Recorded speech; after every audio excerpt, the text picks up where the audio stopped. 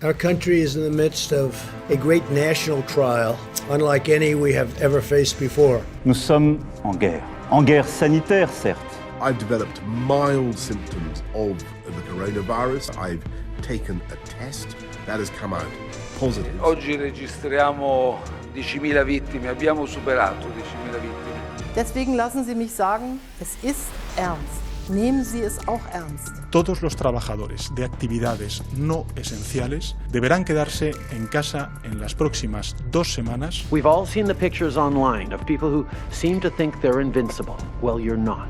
Enough is enough. Go home and stay home.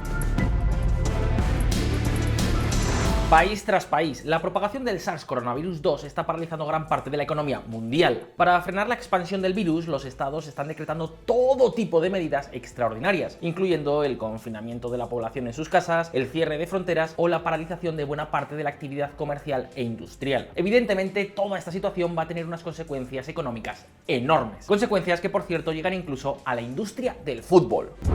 La plantilla del Barça se reduce el salario. La plantilla del FC Barcelona ha confirmado este lunes que ha aceptado una rebaja del sueldo del 70% mientras haya estado de alarma por el coronavirus. Hablamos de un panorama en el que empezamos a encontrarnos titulares como estos. El parón económico y el confinamiento dejan 240.000 empresas al borde de la quiebra. 4 de cada 10 empresas españolas están en pérdidas. Son las más vulnerables si la congelación del sistema productivo se alarga.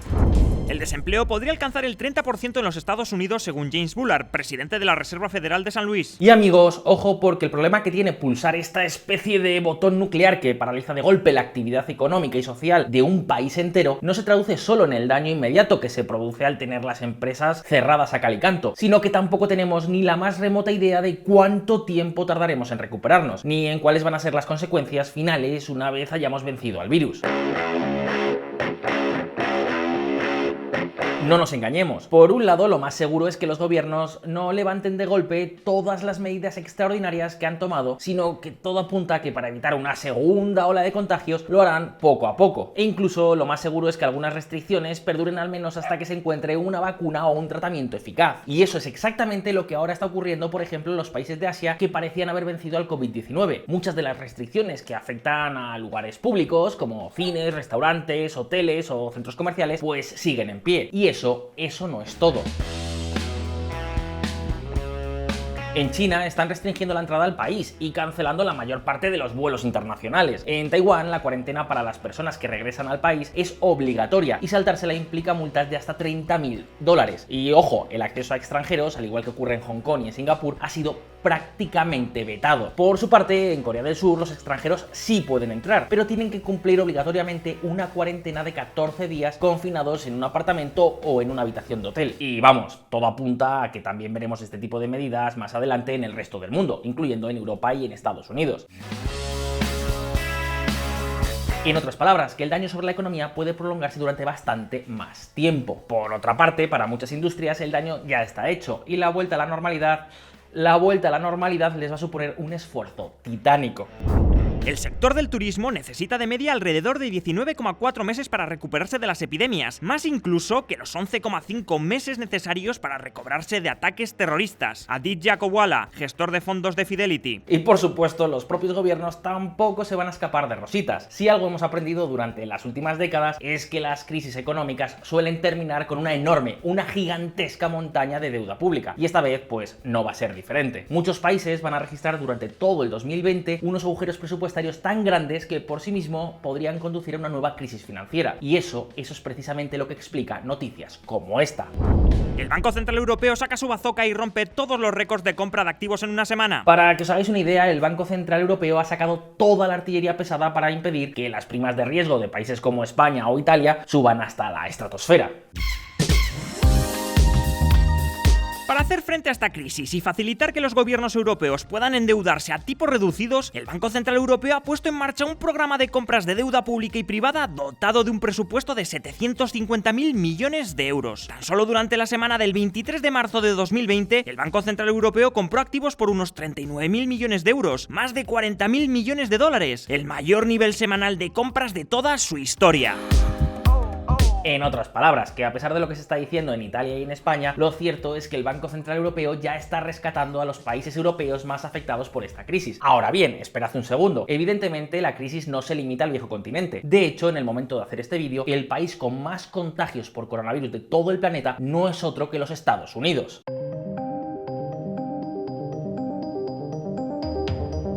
Y esto nos lleva a hacernos algunas preguntas. ¿Qué consecuencias está teniendo ya la propagación del virus? ¿Cómo piensan los Estados Unidos enfrentarse a la crisis que se avecina? ¿Sabías que los Estados Unidos acaban de lanzar el mayor programa de rescate de toda la historia? Atentos.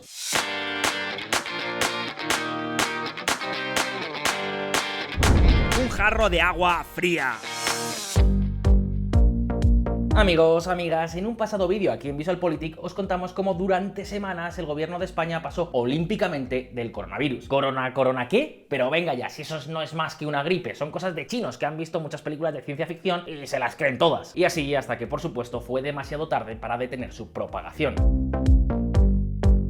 Pues bien, algo muy pero que muy parecido ocurrió en los Estados Unidos. Atentos. Sin embargo, las cosas evolucionaron de forma muy diferente. Día 1 de abril del 2020, con casi 200.000 contagiados, Estados Unidos tiene el mayor número de casos de todo el planeta y la tasa de crecimiento más alta. Quiero que todos los estadounidenses estén preparados para los días difíciles que se avecinan. Estamos pasando por unas semanas muy duras. Donald Trump. Veréis, para situarnos mejor, un informe del Imperial College ha determinado que si no se hubieran tomado medidas, este SARS coronavirus 2 hubiera terminado con la vida de más de 2 millones de norteamericanos. E incluso ahora, tras haberse puesto en marcha medidas como el confinamiento, la restricción de viajes y el cierre de colegios, universidades y centros de trabajo, los principales asesores científicos de la Casa Blanca estiman que este patógeno, en el mejor de los casos, va a terminar con la vida de más de 100.000 estadounidenses. Y por supuesto, las consecuencias económicas ya se están empezando a notar. A comienzos del mes de marzo, tan solo hicieron falta 15 días para que las bolsas norteamericanas registraran el desplome más rápido de toda su historia. En poco más de 15 días, el S&P 500, el índice que aglutina a las 500 mayores empresas cotizadas en los Estados Unidos, cayó más de un 30% desde máximos. Por su parte, firmas financieras como Goldman Sachs, JP Morgan o Morgan Stanley esperan que la economía de Estados Unidos caiga en recesión y registre caídas récord del PIB. Morgan Stanley, por ejemplo, espera que la economía norteamericana sufra una contracción en el segundo trimestre del año de entre el 24 y el 30% del PIB respecto del mismo trimestre del 2019. Son cifras nunca antes vistas. De momento, los datos de desempleo tampoco invitan al optimismo. 26 de marzo del 2020, un récord de 3,3 millones de estadounidenses solicitaron el desempleo la pasada semana mientras el coronavirus daña la economía. Es probable que la tasa de desempleo de los Estados Unidos ya haya aumentado al 5,5%, un nivel que no se veía desde el 2015. 3,3 millones de personas en tan solo una semana. Hablamos de una cifra de destrucción de empleo que no tiene precedentes, entre otras cosas porque nunca antes la economía se había parado de semejante forma.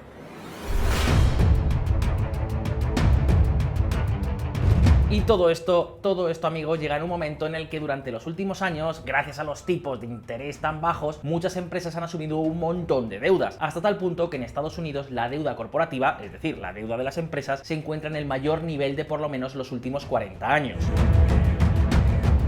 Y evidentemente uno de los riesgos que existen es que si la crisis sanitaria dura demasiado tiempo, muchas empresas van a ver caer fuertemente sus cifras de negocio, van a entrar en pérdidas y entonces muchas podrían llegar a tener problemas para devolver todas estas deudas contraídas.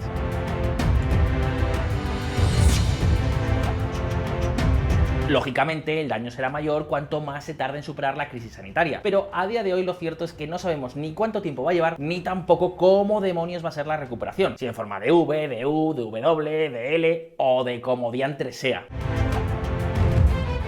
En cambio, lo que sí sabemos, con los precedentes en la mano, es que el riesgo de que se produzcan daños permanentes es alto. Por ejemplo, se sabe que durante la conocida como gripe española, que acabó con la vida de más de 500.000 norteamericanos, las zonas más afectadas experimentaron durante los siguientes años una disminución relativa del empleo, la producción industrial o los activos bancarios. Luego tenemos el caso de grandes desastres naturales como el huracán Katrina, que vale, evidentemente no es una epidemia, pero sí es un shock externo que puede causar efectos hasta cierto punto similares. Pues bien, tras el impacto del Katrina, la falta de reacción hizo que el empleo se desplomara más de un 30% y que apenas 2 años después se hubiera recuperado la mitad de la caída en la actividad económica. En fin, el caso es que durante el mes de marzo todos los indicadores económicos se han dado la vuelta y han comenzado a caer con fuerza en los Estados Unidos. El consumo, la inversión, las exportaciones, al igual que ha ocurrido en Europa, la economía norteamericana se está parando para tratar de contener al coronavirus y mitigar sus posibles consecuencias. La cuestión ahora es cómo evitar una gran crisis, o mejor dicho, cómo lograr superar este bache sin que los daños económicos sean excesivamente altos. Atentos. I think this is the part that we really need to take personal responsibility for. Saturday, a little low-grade fever. La madre de todos los rescates.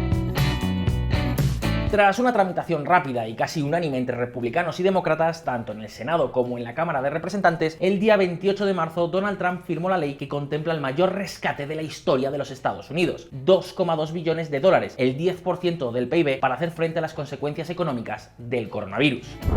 Ninguna política económica puede poner fin a las dificultades de forma completa. Esto ni siquiera es un paquete de estímulo, es un alivio de emergencia. Es un alivio de emergencia, eso es lo que es. Mitch McConnell, líder de la mayoría en el Senado de los Estados Unidos. Important day, I'll sign the single biggest economic relief package in American history, and I must say, or any other package, by the way. It's twice as large as any relief ever signed. It's 2.2 billion, but it actually goes up to 6.2 potentially billion dollars. $1 trillion. Pero sé lo que muchos os estáis preguntando. A ver, Enrique, ¿exactamente a qué va a ir destinada esta descomunal cantidad de dinero? Pues vayamos por partes.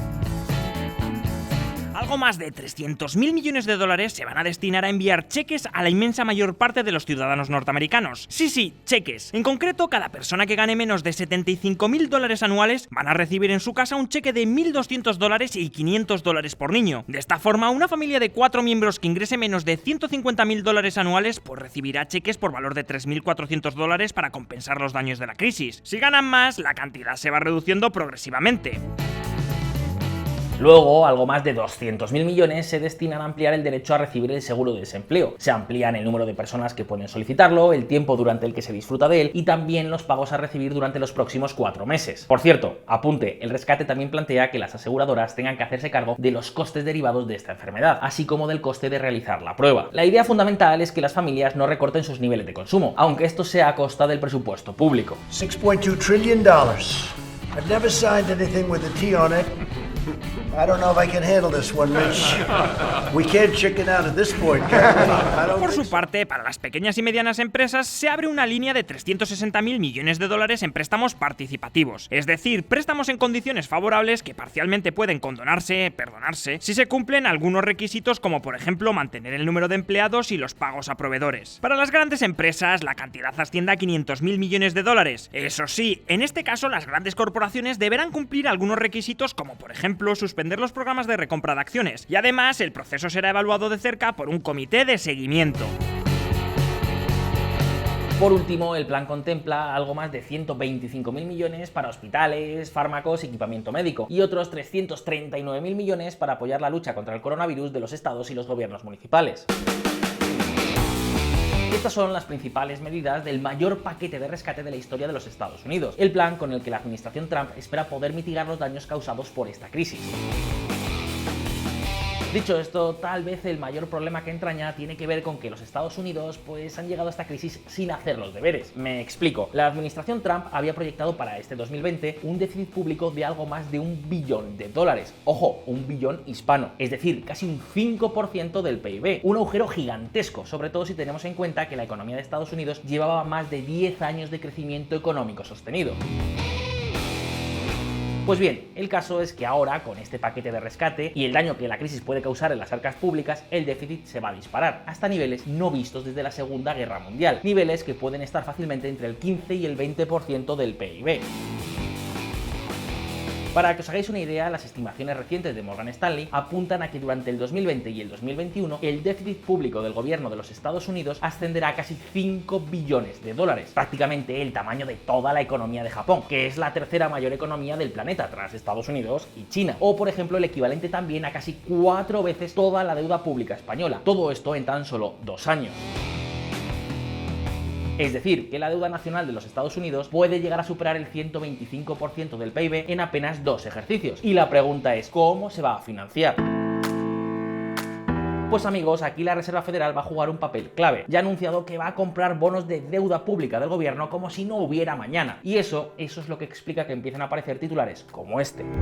El coronavirus desencadena un dilema sobre el dólar estadounidense en China a medida que la Reserva Federal actúa. China es el segundo mayor tenedor mundial de deuda del gobierno de Estados Unidos, con aproximadamente 1,1 billones de dólares en bonos del Tesoro de Estados Unidos. A medida que la Reserva Federal de Estados Unidos aumenta la flexibilización monetaria y reduce los rendimientos de los bonos, algunos analistas están preguntando si Beijing debería vender sus tenencias de deuda estadounidense. ¿Estaremos ante un punto de inflexión en la geopolítica mundial? ¿Puede acaso suponer el coronavirus un nuevo traslado de influencia desde Occidente hasta Oriente? ¿Funcionará el plan de Trump para rescatar la economía de los Estados Unidos? Estas son algunas de las preguntas clave que faltan por responder. Así que, si te parece, déjanos tus impresiones en los comentarios. Y ya sabéis, si este vídeo os ha resultado interesante, no olvidéis darle a like y suscribiros a VisualPolitik. Por cierto, un saludo a todos los estudiantes de nuestro colega, el profesor Luis Espinosa, que nos han escrito desde la Universidad San Francisco de Quito. Desde aquí, un fuerte abrazo. Y también para todos vosotros, una vez más, muchas gracias por estar ahí. I think this is the part that we really need to take personal responsibility for. Saturday, I had a little low-grade fever.